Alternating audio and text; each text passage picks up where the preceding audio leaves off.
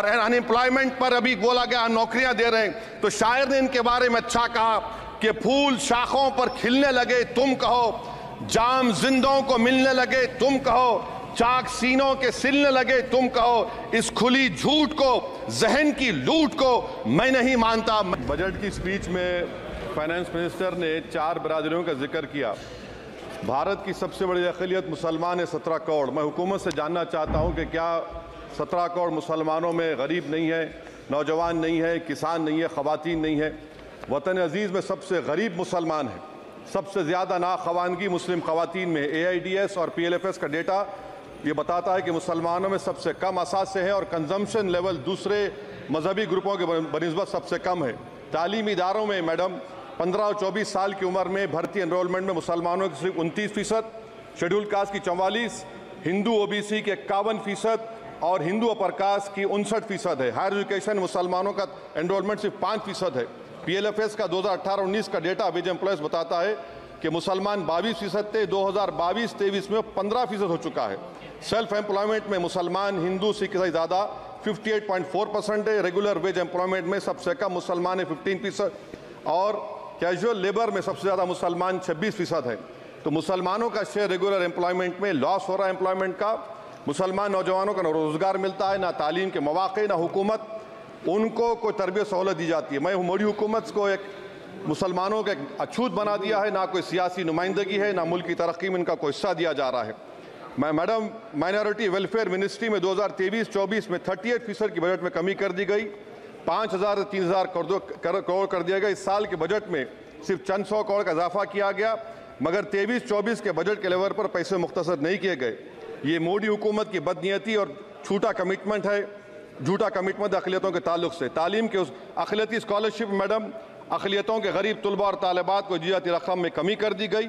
2019 में मोदी ने कहा था कि 1 करोड़ स्कॉलरशिप दिए जाएंगे, अब सिर्फ 58 लाख दिए जा रहे हैं। 47% अक़लियती एप्लीकेंट्स को हर साल स्कॉलरशिप से महरूम कर दिया जा रहा है।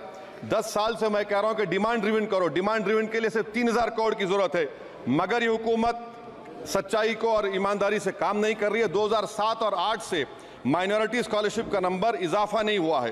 Pre matric scholarship madam Kundu committee ने कहा कि मुसलमानों में drop out rate primary level पर होता है, तो हुकूमत ने 9th क्लास से प्री मैट्रिक स्कॉलरशिप पैसे दे रही है। NDMC की इक्विटी मैडम 800 करोड़ एक मजाक है। PMGAV के में 910 करोड़ दिए गए। सारी दुनिया जानती है कि जहां मुसलमान बसता है गांव में, शहर में, वो अंडर डेवलप एरिया है और आप मजाक कर रहे हैं ऊंट के मुंह में। हज कमेटी एक रुश्वत का मरकज बन चुका है। प्राइवेट टूर ऑपरेटर्स के एक लाइसेंस के लिए पैसे देना पड़ता है, बिल्डिंग सिलेक्शन के लिए पैसे देना पड़ता है, मीना मुजदलफा में कंपनी के सिलेक्शन के लिए पैसे देना पड़ता है। मैं हुकूमत से मुतालबा करता हूं कि उसको ख़त्म किया जाए और CBI से इंक्वायरी करवाई जाए। मोदी हुकूमत को अक़लियतों बिल्कुल मुसलमानों से नफरत को ख़त्म करना पड़ेगा। मुसलमानों को उनका दस्तूरी हक मिलना चाहिए। आप कैसे विकसित भारत बनाएंगे अगर 17 करोड़ मुसलमान नफरत करेंगे?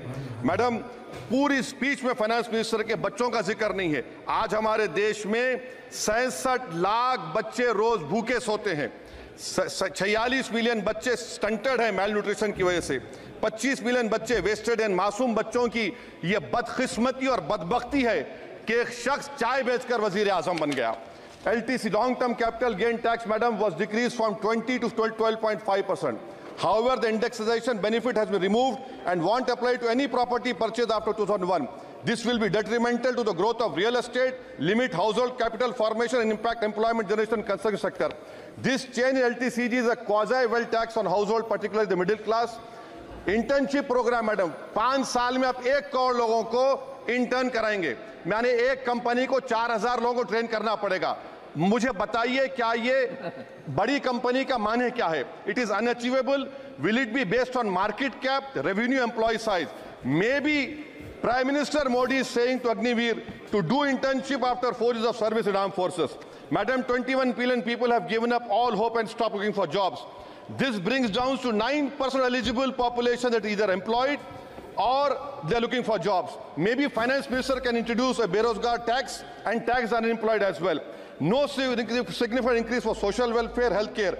It looks like Prime Minister Modi is saying देश की मिडिल क्लास की संपत्ति पर पहला हक हमारे अलायंस का है. In real terms, when adjusted to inflation, The allocation of health ABPMJ has declined. Modi is saying he said heal in India during G20. The reality is India is hurting. Madam, this government wants to increase FDI from China. Is the Prime Minister not concerned that our armed forces cannot patrol 26 patrolling points out of 65 in Ladakh? Maybe the Prime Minister wants the Chinese monopoly Indian markets. Import from China have crossed 101 billion in 2024. Prime Minister Modi says Khelo India, but in reality the budget has shown that Modi government policy is Jhelo India. Gharib, middle class, farming, city dwellers, men and women, sab Modi ko jhel rahe hain. Madam, in the current financial year, in February 5th, 15,993 MSMEs have been closed. Total MSCs closed have 35,680. Andhra Pradesh bifurcation. This parliament passed a law. For last 10 years, Modi government has shown their intellectual dishonesty in not giving ITR, IIM, Bairam Steel Factory, Railway Corridor Hazipet, recognition of Palmaru as National Irrigation Project. This shows the intellectual dishonesty of this government. Madam, speech by quoting a famous poet and I'm amending certain verses.